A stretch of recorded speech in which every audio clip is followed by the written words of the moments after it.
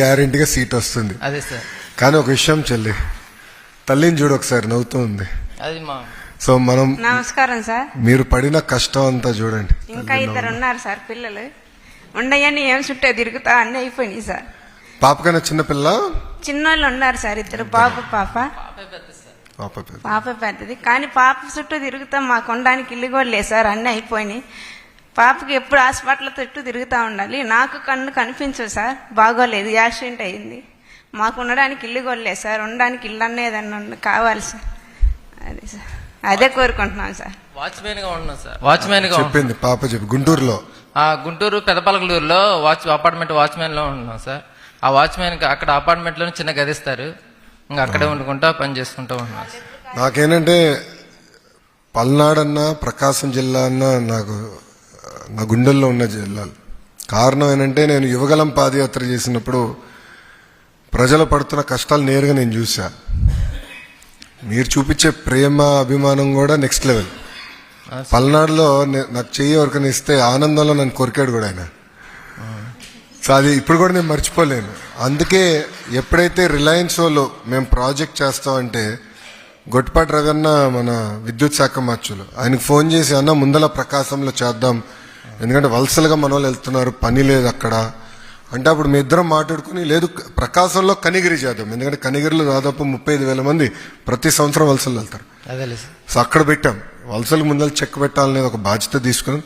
ఇల్లు విషయంలో ఇప్పుడు మన ప్రభుత్వం చాలా సీరియస్గా తీసుకుంటున్నాను. మీ వివరాలు ఎట్టుకో మా దగ్గర ఉంది కదా, నేను ఆఫ్లైన్ మీతో చర్చించి ఎటు చేయాలి నేను చేస్తాను. నెక్స్ట్ ప్రభుత్వం మేము అప్లై కూడా చేయలేదు సార్, అప్లై చేయాలన్నా కానీ చేయలేదు సార్. అవన్నీ మనకి ఎందుకు లేదు, సైలెంట్గా ఉన్నాం సార్. బాధ్యత మొత్తం మా పైన పెట్టారు. Okay, no problem. మీ కుటుంబం అంటే చాలా అభిమానం సార్ మాకు. థ్యాంక్ యూ అమ్మా, వెరీ కైండ్. థ్యాంక్ యూ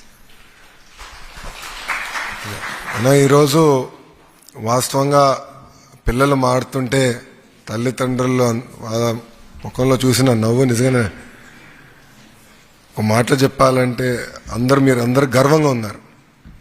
మా పిల్లలు ఇది సాధించారు. అనేక ఇబ్బందులున్న సమాజంలో కొంతమంది చిన్న చూపు చూసిన పిల్లలు సాధించారు అనేది నాకు మీ అందరిలో కనపడింది. తల్లిదండ్రుల ప్రోత్సాహం వల్లనే ఈరోజు పిల్లలు ఈ స్థాయికి వచ్చారు. సో ఈరోజు పిల్లలపైన కూడా బాధ్యత ఉంది. బాగా చదవాలి, ప్రయోజకులుగా మారాలి.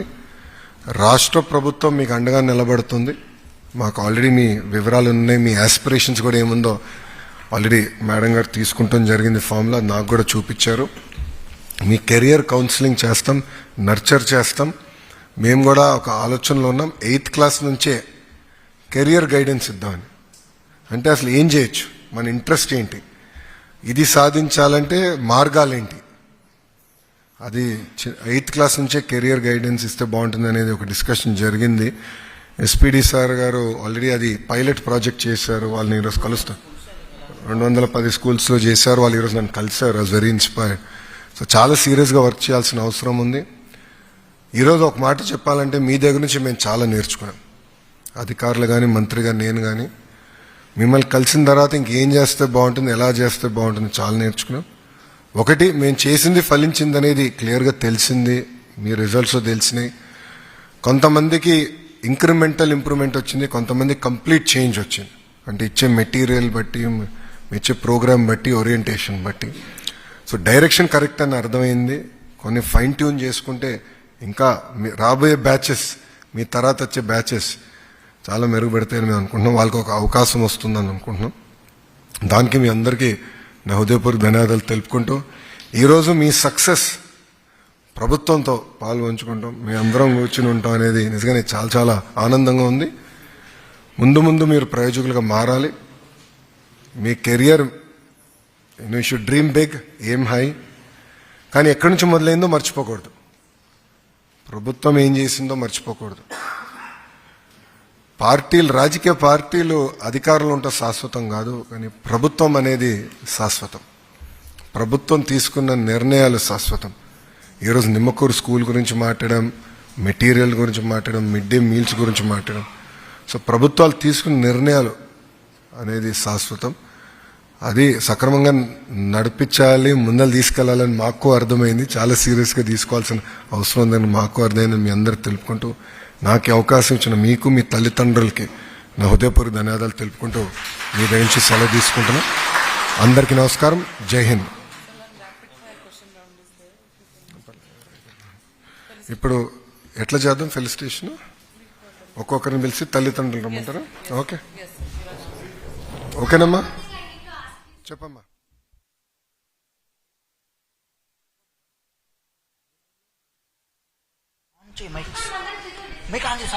మళ్ళా మన మున్సిపాలిటీ చెప్తాలి. కుప్పం కాదని నేను ఎట్లా అంటా చెప్పు. బాబు గారు కొడతారు నేను. My name is V. Sushmita, sir. I'm from Kuppam. I secured 976 out of 1000 in OA, Office Assistantship, from Government Vocational Junior College.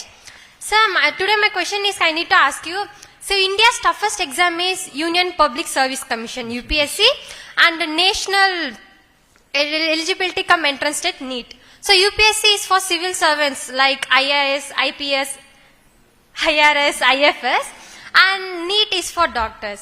So according to this, sir, who will make India proud, doctors or civil servants?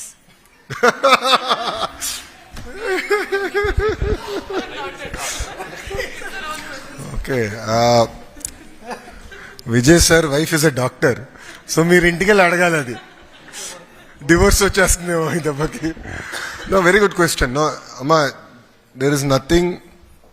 ఈరోజు ఐఏఎస్ఎల్ కానివ్వండి, డాక్టర్లు కానివ్వండి, రాజకీయ నాయకులు కానివ్వండి, లేదంటే ఉపాధ్యాయులు కానివ్వండి, we all of us form a fabric. We all of us have to work together. ఒకరు గొప్ప, ఒకరు తక్కువ అనేది కాదు. సమాజంలో మనందరికీ కీలకమైన పాత్ర ఉంది. మీరు అడగాల్సింది వీళ్ళు బాధ్యతలు మీరు నెరవేర్చుతున్నారు లేదా అనేది I think is more important question. It could be as a politician, it could be as an IAS officer or as a doctor. End of the day, different people choose different trajectories. ఇప్పుడు గౌరవ ముఖ్యమంత్రి చంద్రబాబు నాయుడు గారు నేను అడిగా, PhD ఎందుకు చేశారు sir అని అడిగితే, ఐఏఎస్ అవ్వాలనుకున్నా, మనకి ఎటుకో మార్కులు రావు కదా, పిహెచ్డీ చేస్తే బెటర్ కదా అనుకున్నాడు. కానీ ఈరోజు చూడండి, ఆయన 4వ సారి ముఖ్యమంత్రి అయ్యారు.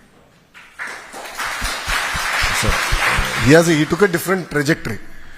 బట్ ముఖ్యమంత్రి 4వ సారి అయ్యానన్న కంప్లేసెన్సీ ఆయనలో లేదు.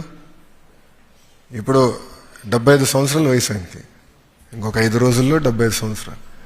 అలసట లేదు, మా అందరికి ఉంటుంది తప్ప ఆయనకి అసలు ఉండదు. ఆయన ఫీల్డ్కి వెళ్తారు, కుర్రోడ్లాగా పరిగెడతారు. వరదల్లో మీరు చూశారు, జేసీబీలు ఎక్కి వెళ్ళిపోతాడు ఆయన, ఎవరి కోసం ఆగరు.